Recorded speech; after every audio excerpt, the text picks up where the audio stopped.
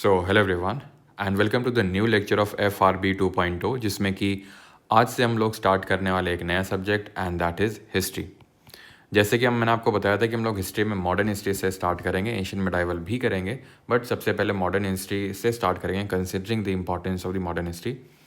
And secondly, जिस तरह से हमने ज्योग्राफी, केमिस्ट्री, पॉलिटी, बायो साथ में कंप्लीट किए थे दो दो सब्जेक्ट, उसी तरह हम हिस्ट्री और कोई एक और सब्जेक्ट नहीं करने वाले हैं, सिर्फ हम हिस्ट्री करने वाले हैं। जब तक हिस्ट्री ख़त्म नहीं हो जाती तब तक we won't be picking up another subject. हमारा बाकी स्टैटिक है, हमारा बाकी फिजिक्स है, हमारा बाकी इकोनॉमिक्स है, वो भी हमें करना है। एंड वो हमारा टारगेट है कि हमें 30 जुलाई तक फिनिश अप करना है। प्लस जैसे कि कल के भी वीडियो मैंने आपको बताया था, एक तो व्हाट्स न्यू करके अभी मैं एक नई सीरीज़ टाइप है, वो रेलवे स्टूडेंट्स के लिए जो अभी NTPC के आंसर की आई है।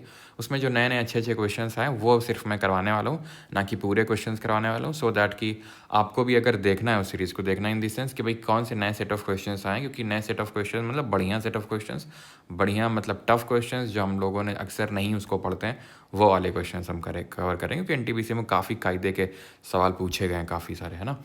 और दूसरी चीज़ ये है कि अभी आप में से काफ़ी लोग जैसे बोलते रहते हैं कि sir important articles, important amendments, important cases, तो ये वीडियोस भी मैं शॉर्ट में बीच बीच में अपलोड कर दिया करूँगा जैसे मुझे टाइम मिलेगा तो, ठीक है।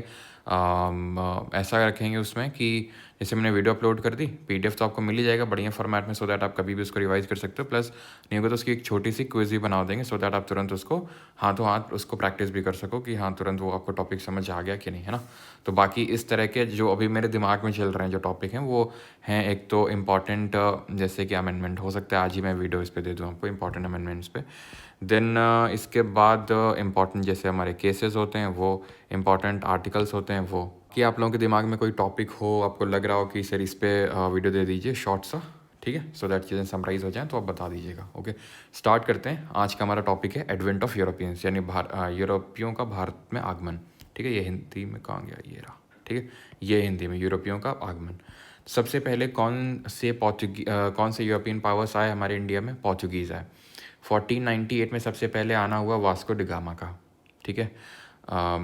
कोलंबस भी निकला था इंडिया की ही डिस्कवरी पे, लेकिन हम ये नहीं बोलेंगे कि वास्को डी गामा ने इंडिया की डिस्कवरी करी है फिर कोलंबस इंडिया की डिस्कवरी पे निकला था। हम राधा ये बोलेंगे कि इन्होंने सी रूट डिस्कवर किया इंडिया तक। ऐसा तो है नहीं कि इंडिया पहले एग्जिस्ट नहीं करता था, इन्होंने डिस्कवर कर लिया, ठीक है। तो पोर्चुगीज़ 1498 में सबसे पहले वास्को डी गामा आया कैलीकट में, और यहाँ के जो किंग हुआ करते थे ज़ेमोरिन, उन्होंने इसका वेलकम किया। इसने सी रूट डिस्कवर किया इंडिया का। दोबारा फिर आया था लेकिन उतना स्वागत नहीं किया ज़ेमोरिन ने उस बार, एंड थोड़े से क्लैशेस भी हो गए थे इनके बीच में। खैर, क्योंकि हम रिवीजन कर रहे हैं तो उतना ज़्यादा डेप्थ में नहीं घुसने वाले हम, ठीक है। डेप्थ में घुसेंगे अभी कुछ ही टाइम बाद, जब हमारा सीजन वगैरह खत्म हो जाएगा, तो जब नेक्स्ट बैच स्टार्ट होगा तो वहाँ फिर हम डेप्थ में घुसेंगे, अभी नहीं। 1505 में फ्रांसिसो डी अल्मीडा, जो पहला पोर्तुगीज़ वॉइस रहा था, उसने ब्लू वाटर पॉलिसी, जिसको कार्टे सिस्टम भी बोलते हैं, वो स्टार्ट किया। 1509 में अल्फोंसो डी एल्बरिक, इसने सती को सबसे पहली बार अबॉलिश किया और इसने गोवा को भी कैप्चर किया। ओके, जब हम हिस्ट्री पढ़ेंगे मेडिवल हिस्ट्री में, जब विजयनगर आएंगे तो फिर पोर्तुगीज़ का जिक्र होगा, जहाँ पे पोर्तुगीज़ को KDR ने एक फोर्ट दिया था, एक किला दिया था भटकल में। लेकिन अभी के लिए सिर्फ आपको याद रखना है वास्को डी गामा पहला था, इसने ब्लू वाटर पॉलिसी लाया था, और जो अल्बरिक था उसने सती अबॉलिश किया था और गोवा को कैप्चर किया था। देन इसके बाद जो आए थे दैट वर डच। डच कौन होते हैं? जो नेदरलैंड के लोग होते हैं उनको हम डच बोलते हैं, ठीक है, पीपल ऑफ नेदरलैंड्स। पहली फैक्ट्री जो उन्होंने इस्टेब्लिश करी थी अपनी, वो मसूलीपट्टनम में इस्टेब्लिश करी थी 1605 में, जो कि मछलीपट्टनम के नाम से भी जाना जाता है, जो कि आंध्र प्रदेश में पड़ता है। देन उसके बाद जो आए थे वो ब्रिटिशर्स थे, ब्रिटिश ईस्ट इंडिया कंपनी। अब जैसे कि ये आए थे तो डच ईस्ट इंडिया कंपनी रही होगी, फ्रांसीसी भी बाद में आए थे ब्रिटिशर्स के सबसे आखिर में, तो इनकी ईस्ट इंडिया कंपनी। तो इसी तरह इंग्लिश ईस्ट इंडिया कंपनी थी जो 1599 में स्टैब्लिश हुई थी। स्टैब्लिश इसकी हुई थी, और ध्यान रखना ये आपका, चलो तो बाद में देखेंगे, पहले ये देखो 1599 में ईस्ट इंडिया कंपनी स्टैब्लिश हुई। 1600 में received royal charter from queen Elizabeth. उस समय की जो ब्रिटेन की क्वीन थी, क्वीन एलिजाबेथ वन ने, उन्होंने इनको रॉयल चार्टर दिया था, मतलब मोनोपोली दिया था कि आप जाओ और सिर्फ आप ही ट्रेड कर सकते हो अब इंडिया में, ठीक है। देन 1608 में कैप्टन विलियम हॉकिंस आता है जहांगीर के कोर्ट में, ठीक है। बट अगर हम देखें तो इसको ये सक्सेसफुल नहीं होता है, ट्रेड जो कंसेशंस लेने में सक्सेसफुल नहीं होता है। ये हेक्टर करके एक शिप था, उससे आया था विलियम हॉकिंस। देन उसके बाद 1611 में इन्होंने पहली टेम्प्रेरी फैक्ट्री इस्टेब्लिश करी, वही मसूलीपट्टनम आंध्र प्रदेश में, जहाँ पर डच ने अपनी पहली फैक्ट्री को इस्टेब्लिश किया था। उसके बाद इनकी जो पहली परमानेंट फैक्ट्री आती है वो सूरत में आती है 1613 में। वो कैसे आती है? 1612 में इन्होंने पहली बार पोर्चुगीज़ के साथ इन्होंने बैटल किया, मेजर बैटल जो था, और उस बैटल को बोलते हैं बैटल ऑफ स्वाली, और इसमें इनको हराया पोर्चुगीज़ को, और पोर्चुगीज़ एक तरह से यहाँ पर सबसाइड हो गए थे, यानी कि ब्रिटिशर्स ने एक तरह से पोर्चुगीज़ को तो साइड कर ही दिया था। साइड कर दिया था, दैट डजंट मीन कि पोर्चुगीज़ पूरी तरह से भारत से चले गए थे, बिकॉज यू शुड नो कि Portuguese were first to come in India and were last to go from India. पता है आपको 1961 में, 1961 में इनको भगाया था हमने, ठीक है, पुलिस एक्सेशन के थ्रू मिशन विजय चलाया गया था, जिससे कि इनको यहाँ पे जो दमन, दीव और जो गोवा वाला जो क्षेत्र है यहाँ से इनको भगाया गया था, ठीक है। तो ये बैटल ऑफ सॉली 1612 में हुआ था ब्रिटिशर्स और पोर्चुगीज़ के बीच में। 1613 में पहली फैक्ट्री इनकी सूरत में स्टैब्लिश हो गई। ये कहाँ पड़ता है? ये वहीं सूरत में पड़ता है। तो मतलब पहले पोर्चुगीज़ वहाँ बैठे हुए थे, इनको अलाउ नहीं कर रहे थे, और अलाउ इन द सेंस कि रेजिस्टेंस फेस करना पड़ रहा था ब्रिटिशर्स को फ्रॉम पोर्चुगीज़। देन हराने के बाद फिर सूरत में परमानेंट फैक्ट्री स्टैब्लिश हो गई, और 1615 में थॉमस रो जो है, जो एक ब्रिटिशर था, जहांगीर के कोर्ट में आया and he was successful to take the trade concessions 1615 में। थॉमस रो, विलियम हॉकिंस उतना सक्सेसफुल नहीं रहा, थॉमस रो सक्सेसफुल रहा। उसके बाद आते हैं बैटल ऑफ चिंसुरा। अब हम ये देखेंगे कि एक एक करके कैसे ब्रिटिशर्स ने सबको साइड किया, बाकी यूरोपियन पावर्स को, ना सिर्फ बाकी यूरोपियन पावर्स को, बाकी जो भी इम्पॉर्टेंट कुछ ऐसे किंगडम्स थे वहाँ पे जो किंग्स थे, चाहे वो बंगाल हो, चाहे वो कर्नाटक वाला क्षेत्र हो, चाहे आपका अवध वाला क्षेत्र हो, या फिर आपके मराठास हो, कैसे एक एक करके, चाहे वो सिख किंगडम हो, एक एक करके साइड किया, वो इस लेक्चर में देखने वाले हैं। किस तरह से एमर्जेंस हुआ यहाँ पर ब्रिटिशर्स का, क्योंकि आए तो सारे, क्योंकि हमने देखा कि सबसे पहले पोर्चुगीज़ आए, देन डच आए, देन ब्रिटिशर आए, देन उसके बाद आखिर में फ्रेंच आए थे। इनकी भी पहली फैक्ट्री सूरत में स्टैब्लिश हुई थी 1668 में, लेकिन फाइनली जो हमें पता है कि हमने रूल किया हमारे इंडिया सब कॉन्टिनेंट को, वो ब्रिटिशर्स ने किया। तो किस तरह से किया, किस तरह से एक्सपेंशन हुआ, वो हम यहाँ पे देख रहे हैं। तो पहली तो हमने देखा कि पोर्चुगीज़ को किस तरह से साइड किया। अब बारी आई थी डच की। डच भी उतना ज़्यादा खास कर नहीं पाए थे, Dutch were more interested in Indonesia और ये वाला रीजन, ठीक है। तो 1759 में इनको डच को डिफीट किया, जिसको बोलते हैं बैटल ऑफ बिदेरा या बैटल ऑफ हुगली। हुगली आपको पता है, हमने ज्योग्राफी में पढ़ा है कि ये गंगा आती है, देन गंगा ये डिवाइड हो जाती है फरक्का नाम की जगह में, हुगली में, ठीक है। और फरक्का जरा आप रिकॉल करिए, फरक्का एग्रीमेंट कब हुआ था इंडिया और बांग्लादेश के बीच में, आपको कमेंट में बताना है। देन अभी आते हैं कार्नेटिक वॉर्स पे। तो हमने पोर्चुगीज़ को साइड कर दिया, हमने डच को साइड कर दिया। अब बारी आती फ्रेंच की। मेन तो जो रेजिस्टेंस फेस करना पड़ा ब्रिटिशर्स को, फ्रांसीसियों से ही करना पड़ा। French were the major power in India. But Carnatic war के बाद ऐसा नहीं रहा। कार्नेटिक वॉर 3 हुए हैं। पहला 1744 से 48 के बीच में, एक्चुअल में it was an extension of Austrian war of succession. इनके यूरोप में क्या थे, युद्ध चल रहे थे इनके यूरोप में। यहाँ पे मैं लिख देता हूँ ऑस्ट्रियन वॉर ऑफ, ऑस्ट्रेलिया नहीं होगा ये, ऑस्ट्रिया, ठीक है, ऑस्ट्रियन वॉर ऑफ सक्सेशन, मतलब ऑस्ट्रिया पे कब्जा जमाने के लिए यूरोप में इनके बीच में वॉर चल रहे थे, इंडिया में नहीं, यूरोप में। तो अब सोच लो कि कोई, जैसे फॉर एग्जांपल तुम्हारी और तुम्हारे दोस्त की लड़ाई चल रही है, ठीक है। अब या फिर फॉर एग्जांपल मान लेते हैं कि तुम्हारे और तुम्हारे दोस्त के पापा के बीच में लड़ाई चल रही है, वो कल लड़ गए थे कहीं। अब तुम और, मतलब ऐसे याद कर लो जैसे तुम और तुम्हारा कोई नेबर है, ठीक है। तो तुम्हारे पापा और जो उसके नेबर जो रहता है लड़का, उसके पापा, उन दोनों के बीच में, तुम्हारे और उसके पापा के बीच में लड़ाई होगी कहीं पे, ठीक है। अब ऑब्वियस सी बात है कि तुम्हारे बीच में और उसके बीच में रिलेशंस ठीक तो नहीं रहेंगे, तुम भी लड़ जाओगे, कहीं मिलोगे। तो वही सेम चीज़ है, लड़ाई और यूरोप में हो रही थी, लेकिन उसका एक एक्सटेंशन था इंडिया में, और ये ख़त्म हुआ था ट्रीटी ऑफ एक्सला चैपल से। ये अगर हम देखें तो मेनली थोड़ा सा फ्रांसीसियों के साइड में झुका था, ये चीज़ को थोड़ा सा ध्यान रखिएगा। जो फर्स्ट एंग्लो कार्नेटिक वॉर है, ट्रीटी ऑफ एक्सला चैपल से ख़त्म हुआ था। एक चीज़ और भी ध्यान रखना कि यहाँ एक बैटल ऑफ सेंट थॉम हुआ था, इसी का पार्ट था वो बैटल ऑफ सेंट थॉम। किसके बीच में हुआ था? ये जो कार्नेटिक राजा था, कार्नेटिक कर्नाटक में समझना, ये कार्नेटिक जो कोरोमंडल वाला कोस्ट है उसको हम कार्नेटिक बोलते हैं। तो ये जो कार्नेटिक का रीजन, यहाँ का जो नवाब था अनवरुद्दीन, ठीक है, और साथ ही साथ जो फ्रेंच फोर्सेस के बीच में हुआ था, और यहाँ पे फ्रेंच फोर्सेस की जीत हुई थी, ये ध्यान रखना, ठीक है। तो कार्नेटिक रीजन ये जो आपका ईस्टर्न घाट एंड जो बे ऑफ बंगाल के बीच में, ये वाला पार्ट आएगा आपका उसमें, ठीक है। देन आते हैं सेकेंड जो हमारा कार्नेटिक वॉर है, it ended it is also known as battle of Amber. Actually it is not known as battle of Amber, but battle of Amber was a part of the second Anglo-Carnatic war कि 1749 में हुआ था, and it ended with the treaty of Pondicherry. Then अगर बात करें third Anglo Carnatic war हुआ था 1756 से लेके 63 के बीच में। अब जैसे कि यहाँ पर हमने ये नोन एज नहीं हुआ यहाँ पे भी, ठीक है। एक्चुअल में ये जो बैटल ऑफ वांडी वॉश है इसका एक पार्ट था जो 1760 में हुआ था, 1760 में, जिसको वनवासी का युद्ध भी बोलते हैं, ठीक है। तो जो ब्रिटिशर्स थे उन्होंने फ्रेंच को डिफीट कर दिया। यहाँ पर फ्रांसीसियों की जीत हुई थी, it was a kind of tie, और यहाँ पर ब्रिटिशर्स की जीत हुई and they defeated the French and capture the Pondicherry and it ended with the treaty of Paris. Treaty of Paris जो कि पेरिस में हुई थी उससे ख़त्म हो गया था। तो मतलब वहाँ पर इन लोगों के बीच में एग्रीमेंट हुआ था कि ठीक है, इंडिया में, यानी कि ब्रिटिशर्स ने बोला फ्रांसीसियों कि इंडिया में तुम कब्जा मत करना, ठीक है, इंडिया में हम करेंगे और बाकी जो टेरिटरी हैं वहाँ पर तुम कर लो। तो इस तरह से वहाँ ट्रीटी ऑफ पेरिस हुई, जिसकी वजह से जो फ्रांसीसी थे they were kind of subsided by the Britishers.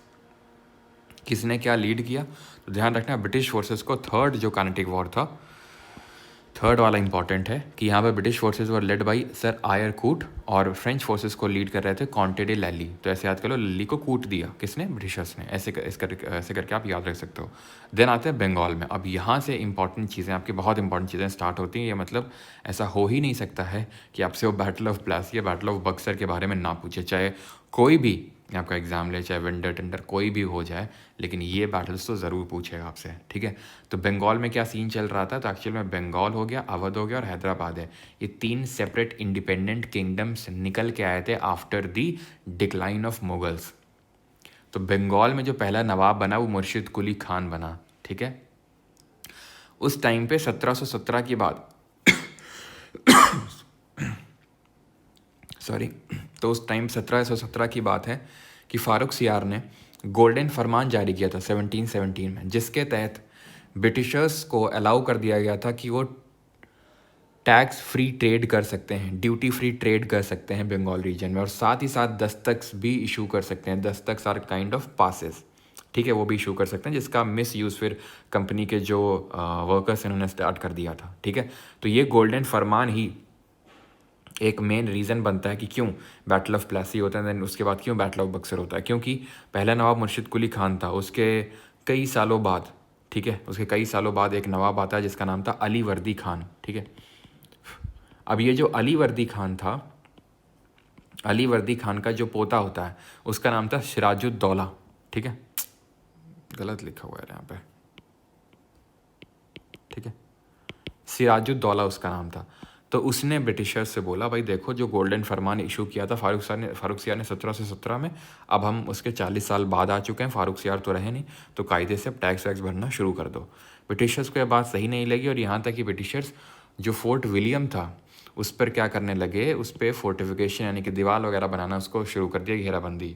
वो सब भी सिराजुद्दौला के किंगडम के अंदर आता था, और उसके किंगडम के अंदर बिना उसकी परमिशन के फोर्टिफिकेशन स्टार्ट हो गया, उछड़ गया। उसने क्या किया, सब बोला जाता है कि भाई एक जो भी इनका फोर्ट था वहाँ पर गया, जो भी ब्रिटिशर्स थे जो भाग निकले सब बच निकले, बाकियों को बंद कर दिया, और काफ़ी लोग की दम घुटनों की वजह से मृत्यु हो गई, डेथ हो गई, जिसको बोलते हैं ब्लैक होल ट्रेजेडी, काल कोठरी की घटना फोर्ट विलियम में होती है। इससे रॉबर्ट क्लाइव चिढ़ गया, और रॉबर्ट क्लाइव जो है आया कहाँ पर, बंगाल में, और उसने मीर जाफ़र की हेल्प ली। किसकी हेल्प ली, मीर जाफ़र की। मीर जाफ़र गवर्नर जनरल था सिराजुद्दौला का। उसने मीर जाफ़र को, ब्रिटिशर ने, रॉबर्ट क्लाइव ने ऑफ़र दिया कि अगर तुम हमें हेल्प करोगे सिराजुद्दौला को हराने में तो हम तुम्हें नवाब बना देंगे बंगाल का। एंड मीर जाफ़र ने क्या किया, धोखा दे दिया सिराजुद्दौला को और ब्रिटिशर्स के साइड चला गया, और फाइनली इसका रिजल्ट यही होता है, दौला की हार होती, ब्रिटिशर्स की जीत होती, और यहीं से ध्यान रखना ब्रिटिशर्स की सुप्रीमेसी डेवलप होती है इन द इंडियन सब कॉन्टिनेंट। ध्यान रखना अगर आपसे इस तरह का क्वेश्चन पूछे जो कि पूछता है कि किस बैटल से ब्रिटिश सुप्रीमेसी डेवलप हुई, तो बैटल ऑफ प्लासी से। देन इसके बाद अब हुआ क्या कि मीर जाफ़र एबल प्रूव नहीं हो रहे थे, तो इसका जो दामाद था मीर कासिम, उसको ब्रिटिशर्स ने बना दिया कि भाई तुम अब नवाब बनो बंगाल के, ठीक। लेकिन मीर कासिम थोड़ा तेज निकला, उसने जो नवाब ऑफ बंगाल, नवाब ऑफ अवध, वो तो खुद नवाब ऑफ बंगाल था ही, जो नवाब ऑफ अवध था शुजाउद्दौला, और उस समय का जो मुगल शासक था शाह आलम टू, इन तीनों की तिकड़ी बनी, ठीक है, कि भाई तीनों मिल के हराएंगे ब्रिटिशर्स को, क्योंकि तीनों ही खफा थे, तीनों ही एकदम दबे हुए थे ब्रिटिशर्स से। ब्रिटिशर्स के अगेंस्ट वॉर लड़ा, लेकिन हेक्टर मुनरो लीड कर रहा था ब्रिटिश फोर्सेस को। बैटल ऑफ प्लासी में कौन लीड कर रहा था, मैंने अभी अब लिखा था, that was Robert Clive. Robert Clive lead कर रहा था। यहाँ पर कौन लीड कर रहा है, यहाँ पर हेक्टर मुनरो लीड कर रहा है, ठीक है। लेकिन ध्यान ये रखना कि इस समय गवर्नर ऑफ बंगाल था कौन, तो गवर्नर ऑफ बंगाल था वंशी टाट। उसमें कौन था, बैटल ऑफ प्लासी में, वहाँ पर क्लाइव ही था। क्लाइव ही गवर्नर ऑफ बंगाल था, वही ब्रिटिश फोर्सेस को लीड भी कर रहा था।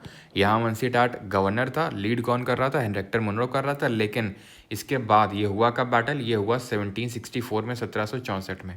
और इसके बाद जो ट्रीटी होती है इलाहाबाद की 1765 में, जहाँ शाह आलम टू जो उस टाइम का मुगल था और शुजाउद्दौला जो उस समय नवाब था अवध का, इन दोनों के साथ अलग अलग ट्रीटी साइन करी गई by the Britishers.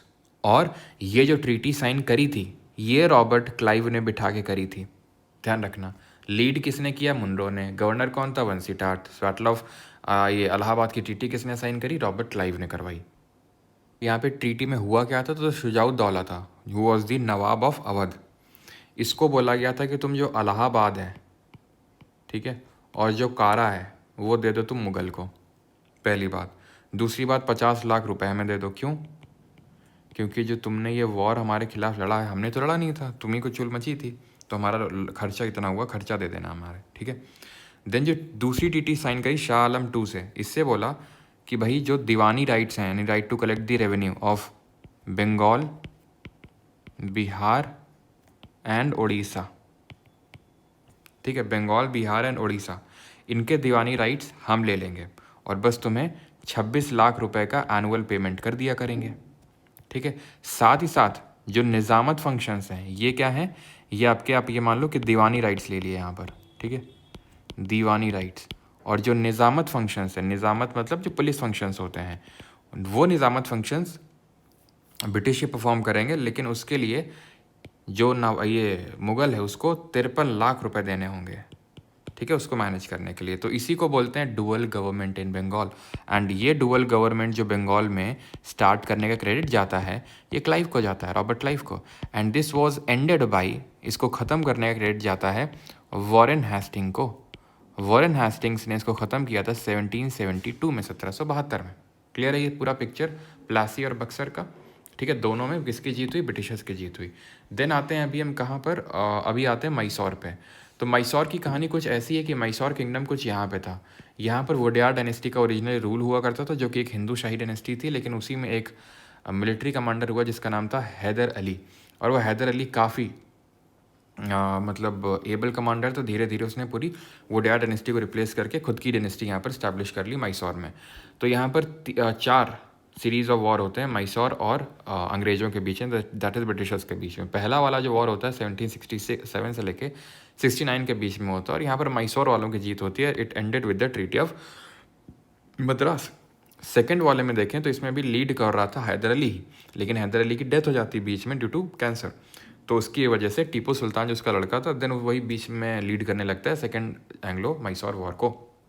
It ended with the treaty of Mangalore, इसमें मैसूर की जीत हुई, ये टाई रहा। एंड थर्ड वाले में अब मैसूर की डिफीट होगी, डिफीट ऑफ टीपू सुल्तान, और ये खत्म हुआ ट्रीटी ऑफ सेरिंगपट्टम से, जो कि 1792 में हुई, ठीक। देन इसके बाद क्या हुआ, फोर्थ वाला हुआ। अब फोर्थ में टीपू सुल्तान की डेथ ही हो गई, कोई ट्रीटी वीटी कोई नहीं है, डेथ हो गई टीपू सुल्तान की। और यहाँ पर जो ओरिजिनल डायनेस्टी थी वोडेयार डायनेस्टी, उसी को यहाँ पर रिप्लेस कर दिया गया, सब्सिडियरी अलायंस साइन करवा लिया गया। अब सब्सिडियरी अलायंस क्या है, सहायक संधि, तो इसको वेलेस्ली लाया था 1798 में। वैसे तो ये ब्रेन चाइल्ड था डुप्ले का, जो कि एक फ्रेंच गवर्नर जनरल था, लेकिन इसको यूज़ किया अच्छे लेवल पे ब्रिटिशर ने, और उसका नाम था वेलेस्ली ने। 1798 में इसको लाया गया। सबसे पहले हैदराबाद ने साइन किया। अब इसमें था क्या प्रोविजन, मैं आपको थोड़ा सा समझा देता हूँ, समझ लीजिए आप, लिखेंगे नहीं। कि जैसे कोई हिंदू किंगडम, मतलब सॉरी हिंदू नहीं, कोई भी किंगडम है और उसने अगर सब्सिडियरी लाइन साइन कर लिया, तो उसका मतलब ये है कि परमानेंटली एक ब्रिटिशर उसके कोर्ट में रहेगा। उसके कोर्ट मतलब उसके सब जो इंटरनल अफेयर्स हैं उसमें दखलंदाजी वो कर सकता है, तो उसके कोर्ट में रहेगा। उस पर्टिकुलर रूलर को अपनी आर्मी छोड़ के, अपनी आर्मी हटा के ब्रिटिशर्स की आर्मी रखनी पड़ेगी, ब्रिटिशर्स की आर्मी रखनी पड़ेगी, क्योंकि वो ज़्यादा एबल है, ठीक है, अपनी आर्मी हटानी। प्लस किसी के साथ भी वो ट्रीटी में एंटर नहीं कर सकता है बिना पूछे, ना तो किसी अदर रूलर के साथ, ना किसी अदर यूरोपियन पावर के साथ। और उसके बदले में उसको मिलेगा क्या, बस सिक्योरिटी, यानी अगर कोई उस पर अटैक करेगा तो ब्रिटिशर्स उसकी रक्षा करेंगे, बस इतना था सब्सिडियरी लाइंस में। तो हैदराबाद ने 1790 जो वीक थे, जिनको लगा था कि नहीं साइन करेंगे तो पहले जाएंगे, वैसा टाइप सिचुएशन, तो जो उन्होंने साइन कर लिया। हैदराबाद 1798, मैसूर 1799, तंजौर 1799, अवध 1801, पेशावर 1802। एंड इसके बाद आप देखिए यहाँ पर क्या लिखा है, मैसूर 1799, क्योंकि 1799 में अगर आप देखिए तो डेथ हो गई टीपू सुल्तान की, सब खत्म हो गया फोर्थ मैसूर के बाद। तो वोडेयार को लाए, बेटा आजा वोडेयार, और ये लो सब सीरियल साइन कर लो। वोडेयार ये तो नहीं बोलेंगे नहीं हम नहीं साइन करेंगे, सिंपल सी बात है, करना ही पड़ेगा, ठीक है। मराठास पे आते हैं अभी। और ठीक है, चीज़ बस ध्यान रखना कि ये जो फोर्थ एंग्लो मैसूर वॉर था उसमें वेलेस्ली ने ही ब्रिटिश फोर्सेस को लीड किया था, ठीक है। चलिए मराठास पे आते हैं। अब मराठास जो हैं इनके साथ पहला वॉर हुआ था 1775 से लेकर 1782 के बीच में। 1761 में 1761 में थर्ड बैटल ऑफ पानीपत हुआ था, जहाँ पर मराठास को बहुत भयंकर मैसिव डिफीट मिली थी, ठीक है, जिसकी वजह से काफ़ी ज़्यादा हद तक ये डिसइंटीग्रेट होना स्टार्ट कर दिया था मराठा एम्पायर। इसका फ़ायदा ब्रिटिशर्स ने उठाया। अब यहाँ पर क्या था, वॉर काइंड ऑफ सक्सेशन के लिए कि अगला रूलर कौन बनेगा, उसके लिए यहाँ पर इनकी काफ़ी इंटरनल राइवलरी चल रही थी। तो एक बंदा था जिसका नाम था रघुनाथ राव। ये रघुनाथ राव को बनना था, ये रघुनाथ राव को बनना था क्या, रूलर बनना था, ठीक है, लेकिन ये बन नहीं पा रहा था। तो इसने किया क्या, ब्रिटिशर्स के साइड में गया, ठीक है, ब्रिटिशर्स से एक ट्रीटी साइन करी जिसको बोलते हैं ट्रीटी ऑफ सूरत, ठीक है, ट्रीटी ऑफ सूरत। ये 1765 में हुई, और उनसे बोला कि हमें जीतने में हेल्प करो, हमें नवाब बनवाओ, और हम क्या करेंगे, हमें थ्रोन पे बिठाओ, और हम क्या करेंगे, तुम्हें सलसेट और बसाइन दे देंगे, ठीक है। एग्री हुए, ठीक है। ये लोग आए, कौन, ब्रिटिशर्स, लड़ाई हुई, लेकिन यहाँ पे जीत मराठास की हो गई, ठीक है, मराठास की जीत हो गई। तो पहले तो मराठास ने बोला बेटा इसको हमारे हवाले करो जरा रघुनाथ राव को, बेटा रघुनाथ राव इधर आना तुम, ठीक है, और ब्रिटिशर्स के साथ वो मतलब उनसे ट्रीटी साइन करवा ली। लेकिन यहाँ पर बैठा था हेस्टिंग्स, ठीक है, उसको ये सारी चीज़ें, सॉरी क्लाइव उस टाइम पे, ठीक है, तो उसको ये सारी चीज़ें पसंद नहीं आई, और वो अपना पूरा बंगाल से फोर्स लेके आया, और इसको ट्रीटी को माना ही नहीं जो फर्स्ट एंग्लो मराठा वॉर के बाद साइन हुआ। फिर से वॉर यहाँ पर कंटिन्यू हुआ, और फाइनल जो ट्रीटी साइन हुई थी, जो आपको याद रखना है, फर्स्ट एंग्लो मराठा के वॉर के बीच के बाद, that was treaty of Salbai, 1782 में साइन होती है। तो यहाँ पर कौन लीड कर रहा था ब्रिटिश फोर्सेस को, यहाँ पर ब्रिटिश फोर्सेस को रॉबर्ट क्लाइव लीड कर रहा था, और अगर मराठा फोर्सेस की बात करेंगे तो महादजी शिंदे लीड कर रहे थे। और पहला वाला जो आपका वॉर था उसमें मराठा की साइड से नाना फडणवीस का भी काफ़ी बड़ा रोल था। खैर सेकेंड वॉर आता है अभी। सेकेंड वॉर जो स्टार्ट होता है, ये ध्यान रखना, इट स्टार्टेड नॉट एंडेड, ठीक है, ये ट्रीटी ऑफ सालबाई से ख़त्म हुआ था, लेकिन इट स्टार्टेड, सेकेंड वाला स्टार्टेड विद ट्रीटी ऑफ बसाइन। बसेन की संधि के साथ ये शुरू हुआ था, BASSEIN 1802 में, 1803 से 6 के बीच में हुआ था। यहाँ पे जो ब्रिटिश फोर्सेस को लीड किया था वो आर्थर वेलेस्ली ने किया था, आर्थर वेलेस्ली ने। एंड जो थर्ड वॉर हुआ था, और ये ख़त्म किस ट्रीटी से हुआ था, treaty of, ended with treaty of, वैसे बहुत और मल्टीपल ट्रीटीज़ हुई थी, बट एक जो मेन हुई थी treaty of Mandsaur, treaty of Mandsaur, sorry treaty of Mandsaur, तो ये थर्ड के बाद हुई थी, ठीक है, थर्ड के बाद हुई थी ट्रीटी ऑफ मंदसौर, जो कि होलकर जो थे इंदौर के, उन्होंने साइन करी थी। जो मराठास थे वो बहुत डिसइंटीग्रेट हो चुके थे, तो यहाँ पर जो इंदौर वाला रीजन था वहाँ होलकर थे, ठीक है, या थे ग्वालियर में, यहाँ मैं लिख देता हूँ, ठीक है, होलकर, सिंधिया, गायकवाड़, भोसले, ठीक है। तो कौन कौन था यहाँ पे, तो होलकर इंदौर में, सिंधिया ग्वालियर में, सिंधिया काफ़ी सपोर्टर्स थे ब्रिटिशर्स के, और चलो ठीक है, गायकवाड़ की अगर बात करेंगे तो ये जो बड़ौदा वाला रीजन है, बड़ौदा वहाँ के, और भोसले अगर बात करेंगे नागपुर, ओके। तो ये चीज़ है। और ये हमने देखा कि जो थर्ड वाला है it ended with treaty of Mandsaur, जो सेकंड वाला है में इन्होंने अलग अलग ट्रीटी, इन्होंने चाल चली और अलग अलग ट्रीटी साइन करी सबके साथ, ठीक है। राजघाट साइन करी होलकर जो थे इंदौर के, होलकर्स के साथ। देन एक देवगांव की ट्रीटी थी, देवगांव, ये साइन करी भोसले जो नागपुर के थे उनके साथ, ठीक है। और एक ट्रीटी ऑफ, यहाँ पर लिख देता हूँ मैं, सुरजी, सुरजी अनंजगांव, ये साइन करी थी सिंधिया के साथ। तो सब के साथ अलग अलग ट्रीटी साइन करी थी सेकेंड वॉर के बाद।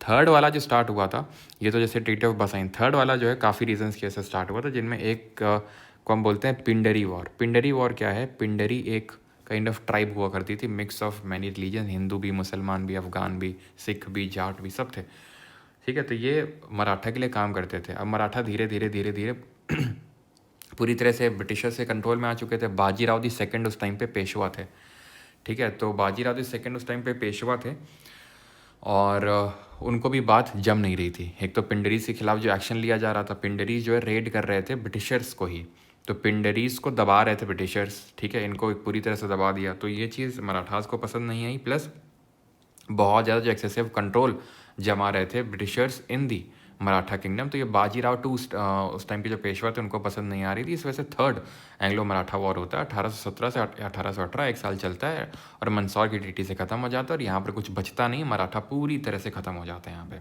जो बाजीराव दी सेकंड उस टाइम पेशवा आते थे उनको कानपुर के बिठूर में भेज दिया जाता है कि आप वहाँ पर जाकर रहो, पेंशन देते रहेंगे आपको और अब यहाँ से अब जाओ।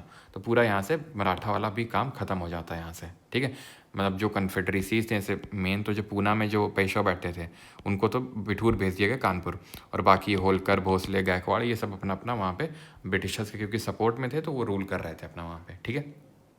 पंजाब में आते हैं। पंजाब में क्या था हाल, तो पंजाब में आपके रूल कर रहे थे महाराजा रंजीत सिंह। 12 मिसल हुआ करती थी, उनमें से एक शुक्रचर्या मिसल होती थी। शुक्रचर्या मिसल से थे रंजीत सिंह, काफ़ी पावरफुल रूलर थे ये, ठीक है। तो अमृतसर में 1809 में एक ट्रीटी होती है, सतलज रिवर को एक बाउंड्री बनाया जाता है कि उसके नीचे ब्रिटिशर्स रहेंगे और उसके नीचे रहेंगे सिख किंगडम रहेगा। ये एक दूसरे की बाउंड्री को क्रॉस नहीं करेंगे, दैट इज सतलज रिवर को क्रॉस नहीं करेंगे। तो ब्रिटिशर्स ने किया भी नहीं क्योंकि पता था करेंगे तो अगेन पे ले जाएंगे। रंजीत सिंह काफ़ी पावरफुल थे तो वो वेट कर रहे थे। महाराजा रंजीत सिंह की डेथ हो गई 1839 में, 1839 में। और उसके बाद एक के बाद ऐसे कि मतलब रूलर बदले, मतलब ऐसे रूलर पे रूलर, जैसे नहीं विकेट्स गिरती हैं हमारे कई बार मिडिल ऑर्डर की, वैसे ही विकेट्स गिरी हैं। और हुआ ये फाइनली जाके कि फर्स्ट वॉर, मतलब कि इन्होंने क्या किया यहाँ पर अपनी उस टाइम पे जो फर्स्ट एंग्लो सिख वॉर था, हार्डिंग था उस समय, ठीक है। तो उन्होंने क्या किया, अटैक कर दिया। ट्रीटी ऑफ यहाँ पे लाहौर साइन होती है, ठीक है। ट्रीटी ऑफ लाहौर साइन होती है फर्स्ट एंग्लो सिख वॉर के बाद, 1845 में होता है। ट्रीटी ऑफ लाहौर के साथ ये ख़त्म होता है। और ट्रीटी ऑफ भैरोवाल भी एक साइन होती है यहाँ पे, यानी ट्रीटी ऑफ लाहौर के साथ ये ख़त्म होता है। अमृतसर की ट्रीटी 1809 में साइन करी थी महाराजा रंजीत सिंह के साथ, और उसमें यह था कि बस बाउंड्री बनाया गया था इसको, कुछ वॉर वगैरह नहीं हुई थी। उनके डेथ के बाद जब उन्होंने देखा ब्रिटिशर्स ने कि भाई वीक पड़ रहा है किंगडम, देन अटैक किया, ठीक है। 1846 में क्या हुआ, बैटल ऑफ आलीवाल हुआ, जो कि सेकंड, अगर हम देखें तो जो सेकंड एंग्लो सिख वॉर था उसका एक तरह से स्टार्टिंग था बैटल ऑफ आलीवाल। और सेकंड एंग्लो सिख वॉर में जो लीड कर रहा था दैट वाज डलहौजी, और डलहौजी ने पूरी तरह से कब्जे में ला दिया इसको, किसको, सिख किंगडम को भी। तो सिख एम्पायर भी पूरी तरह से ब्रिटिशर्स के उसमें आ गया। तो पहला और दूसरा कब हुआ, किसने लीड, कौन उस समय पे, मतलब अगर हम देखें तो गवर्नर था तो लॉर्ड ऑकलैंड था यहाँ पर, सॉरी ऑकलैंड नहीं होगा यहाँ पे, हार्डिंग होगा। ऑकलैंड तो फर्स्ट एंग्लो अफगान में था, हार्डिंग होगा। और यहाँ पर डलहौजी था। अफगान्स की बात करेंगे तो अफगान्स के साथ भी दो इन्होंने वॉर की। एक तो फर्स्ट था 1839 और 42 में हुआ, और यहाँ पे जॉन लॉरेंस नहीं, ऑकलैंड था, ठीक है, ऑकलैंड था यहाँ पे, ठीक है। तो ऑकलैंड ने किया क्या कि अफ़गान में, अब अफ़गान में अटैक क्यों किया इन लोगों ने, अफ़गान में ज़्यादा इंटरेस्ट नहीं थे इन लोगों के, लेकिन ये था कि रशिया का इन्फ्लुएंस बढ़ता जा रहा था। इनको ये था कि रशिया अगर यहाँ पर आ गया अफ़गान तक तो इंडिया भी कब्जे से जा सकता है, रशिया यहाँ पर भी आएगा। तो इसलिए चाहते थे अफ़गान में इनकी सरकार हो, ठीक है। तो वह यहाँ पर बैठा होता था एक शाह सूजा करके, शाह सूजा को उन्होंने डिथ्रोन करवाया और दोस्त मोहम्मद को बिठाया। लेकिन वहाँ के लोगों ने जो है दोस्त मोहम्मद से वो पसंद ना खुश थे, तो इसलिए दोस्त मोहम्मद को उन्होंने मतलब पहली बात तो ब्रिटिशर्स जो यहाँ से हटा के जा रहे थे, ब्रिटिशर्स को कायदे से इनकी रिलाई करी गई वहीं पे ही अफ़गान में ही, जिसकी वजह से ये मतलब काफ़ी साल तक तो बोले नहीं। और यहाँ तक कि जो बीच में एक जॉन लॉरेंस करके आया था बीच में ही, ठीक है, 1800 आई थिंक 64 से लेकर 69, 64 से लेकर 69 तक रहा था जॉन लॉरेंस। उसने एक पॉलिसी चला रखी थी, policy of masterly inactivity. Policy of masterly inactivity का मतलब ये होता है कि हम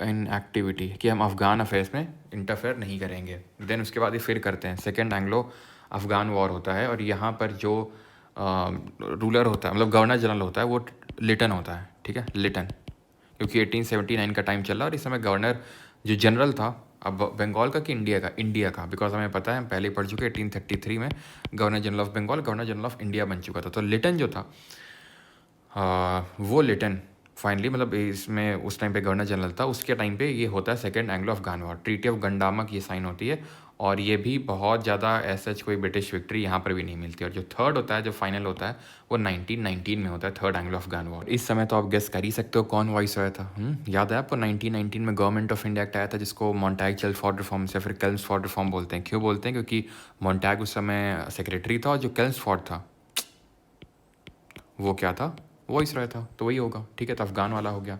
प्लस यहाँ पर हमें, अच्छा नेपाल वाला नहीं है। एंग्लो नेपाल वॉर में बस इतना ध्यान रख लेना, एंग्लो नेपाल ऐसे सीरीज ऑफ वॉर नहीं हुए थे, ये 1814 से लेकर 16 के बीच में हुआ था।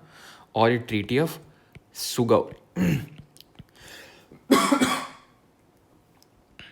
सुगौली से ख़त्म हुआ था।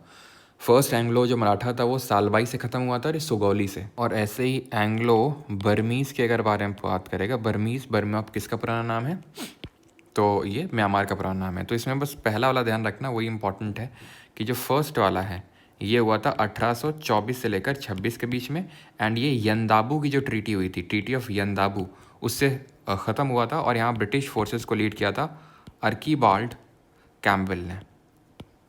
ठीक है, ख़त्म किसके साथ हुआ था? ट्रीटी ऑफ यंदाबू के साथ। और जो अगर सेकंड वाला का भी पूछ ले कि सेकंड वाला एंग्लो बर्मीज़ वॉर कब स्टार्ट हुआ, तो 1852 में स्टार्ट हुआ था। और यहाँ पर जो लीड कर रहा था, ठीक है, मेन गवर्नर जनरल था, वो डलहौजी था। ये थोड़ा सा ध्यान रखना है। बाकी तो ऐसे ज़्यादा इंपॉर्टेंट नहीं। थर्ड वाला भी हुआ था एक, लेकिन उतना ज़्यादा इंपॉर्टेंट नहीं, 1885 में हुआ था ये। लेकिन पहला वाला ध्यान रखना कि ट्रीटी यंदाबू किसके साथ साइन हुई थी? सुगौली नेपाल के साथ। और सालबाई जो है वो फर्स्ट एंग्लो मराठा वॉर के बाद हुई थी। ठीक है, तो आई होप ये जो लेक्चर है थोड़ा सा कॉम्प्लेक्स था, ठीक है, काफ़ी बड़ा भी था, लेकिन उसको काफ़ी शॉर्ट में हम लोगों ने समराइज़ किया, तो आपको समझ में आ गई होंगी चीज़ें। समझने से ज़्यादा इंपॉर्टेंट है आपको याद होनी चाहिए चीज़ें, तो बार बार आपको रिवाइज़ करना है। प्लस आपको क्या करना है, लिटिल बॉय से अब आपको क्वेश्चंस प्रैक्टिस करना है लेवल 1 और लेवल 2 के। ठीक है, और अपना स्कोर बताना है कमेंट्स में कि आपने कितना स्कोर किया। ये माइंड मैप आपको परमार एसएससी टेलीग्राम चैनल, जिसका लिंक डिस्क्रिप्शन में, वहाँ मिल जाएगा। एंड जैसे कि मैंने स्टार्टिंग में बताया था आपको कि जो जो टॉपिक से आपको शॉर्ट वीडियोज़ चाहिए हों, तो अब तो बता देना। ठीक है, तो वो मैं ऐसा जैसे बना दूंगा। Okay, thank you.